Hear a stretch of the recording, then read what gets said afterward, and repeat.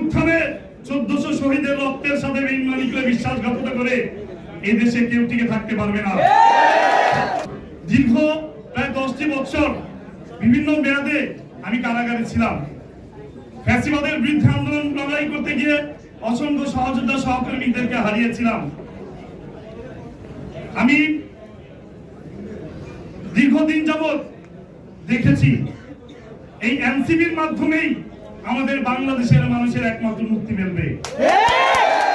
আমি মনে করি এনসিপির মাধ্যমেই এদেশে মুক্তির সনদ নির্দিষ্ট করা আছে।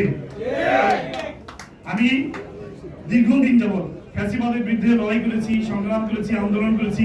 আমার পরিবারের বিরুদ্ধে প্রায় 550 মিথ্যা মামলা ছিল। কালো আফ্রিকার শ্বেতশত্রুদের বিরুদ্ধে, বর্ণবাদের বিরুদ্ধে কথা বলতে গিয়ে, আফ্রিকার মাটিতে বর্ণ বৈষম্য দূর করতে গিয়ে দীর্ঘ 27 বছর প্রিটোরিয়ার কারাগারে নেলসন ম্যান্ডেলা জেল খেটেছেন, কোনদিন কিন্তু আপোষ করেননি। আমি সরকারও কোনদিন আপোষ করিনি। আমি যে দলের সাথে সম্পৃক্ত ছিলাম, আমি আজকে দেখতে পাচ্ছি সেই দল তার গণতান্ত্রিক ধারা এখনো নেই, গণতন্ত্র থেকে সরে গিয়েছে। হয়তো তারা ভুলে গিয়েছে 1400 ছাত্র গণঅভ্যুত্থানে 1400 শহীদের রক্তের সাথে বেঈমানি করে বিশ্বাসঘাতকতা করে এই দেশে কেউ টিকে থাকতে পারবে না। জনতা কিন্তু জাগ্রত হয়ে গিয়েছে। এই ছাত্র জনতাকে আর দমানো যাবে না। এখনো সময় আছে। আমি বলবো আপনারা ফিরে আসুন গণতান্ত্রিক ধারায়। হাদি ভাইকে হত্যা করা হয়েছে, আমরা হাদি ভাইয়ের এখনো দুষ্কৃতিকারী হত্যাকারীদেরকে আমরা দেখতে পেলাম না। এই সরকার গ্রেফতার করেছে, সরকারও কিন্তু গ্রেফতার করেনি। কিসের জন্য করেনি? কারা এটার সাথে জড়িত?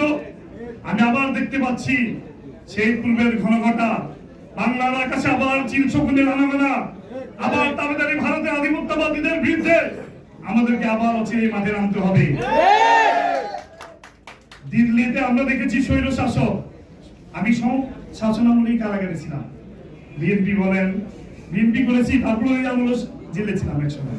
আওয়ামী লীগের শাসনামলে ছিলাম। আমি সব শাসনামলে দেখেছি স্বৈর শাসক, আমরা দেখেছি স্বৈর শাসক সহ্য হয়েছে। কিন্তু দিল্লির লোকেরা কোন নেতা যদি বাংলাদেশের মাটিতে শাসন করতে চায়, সেই নেতার শাসন এদেশের জনগণ কোনদিন মেনে নিতে পারবে না। দিল্লি আমাদের উপর ভর করেছে।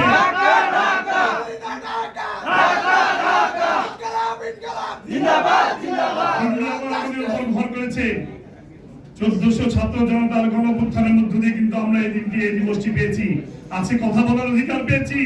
আমরা যদি দেখি বর্তমান শাসক গোষ্ঠী আবার সেই একই কায়দায়, একইভাবে সেই ফ্যাসিবাদের ভূমিকা অবতীর্ণ হয়, তবে আমরা ইনশাআল্লাহ আবার রাজপথে নেমে আসবো। আপনাদের পতন ঘটানোর জন্য আমরা বেশি সময় নিব না, কিন্তু ইনশাআল্লাহ আজকে আহ্বান করব, আপনারা গণতান্ত্রিক অধিকার ফিরিয়ে দেন। কথা বলার অধিকার ফিরিয়ে দিতে হবে, জনগণের মৌলিক অধিকার, মানব অধিকার ফিরিয়ে দিতে হবে, নতুবা কিন্তু আমরা আবার রাজপথে নেমে আসতে বাধ্য হব। আমার পরিবারের উপর অত্যাচার করা হয়েছে, জুলুম করা হয়েছে। আমি কোন দলের প্রতি আমার বিমতা সুলভ আচরণ নয়, আমার কারো প্রতি কোনো দুঃখ না, ক্ষোভ, অভিমান নেই। আমি এই এনসিপির মাধ্যমে আমি বুঝতে সক্ষম হয়েছি, এই এনসিপির মাধ্যমেই এই দেশের জনগণের একমাত্র নিরাপত্তা থাকবে, প্রতিষ্ঠিত হবে, এদেশের মানুষের গণতান্ত্রিক অধিকার প্রতিষ্ঠা হবে এই এনসিপির মাধ্যমেই। আমি এই সমস্ত নেতৃবৃন্দ যারা এই মঞ্চে বসে আছেন, আমি তাদেরকে সেলুট জানাই, লাল সালাম জানাই। তাদের মাধ্যমে আজকে আমি পূর্ণভাবে গণতান্ত্রিক অধিকার ফিরে পেয়েছি। আজকে যে ফাঁসিবাদী কায়েম থাকতো, শেখ হাসিনা যদি পালিয়ে যেত না যেত, তাহলে হয় আমাদেরকে জেলে মরতে হতো, অথবা ফাঁসির কাস্টে দণ্ডিত হয়ে আমাদেরকে ফাঁসির মঞ্চে ঝুলতে হতো। আমি এই এনসিপির কারণে কিন্তু আজকে আমি পূর্ণ স্বাধীনতা পেয়েছি। এদেশের জনগণ, আমি মনে করি এখনো সারা দেশের আপামর জনগণ তাকিয়ে আছে এনসিপির দিকে। এনসিপি রাস্তায় নেমে আসবে, জনগণের অধিকার ফিরে পাবে। আর যদি এনসিপি আবার ঝিমিয়ে যায়, তাহলে দেশের মানুষের ভাগ্যে আবার সেই কালো অন্ধকার নেমে আসবে।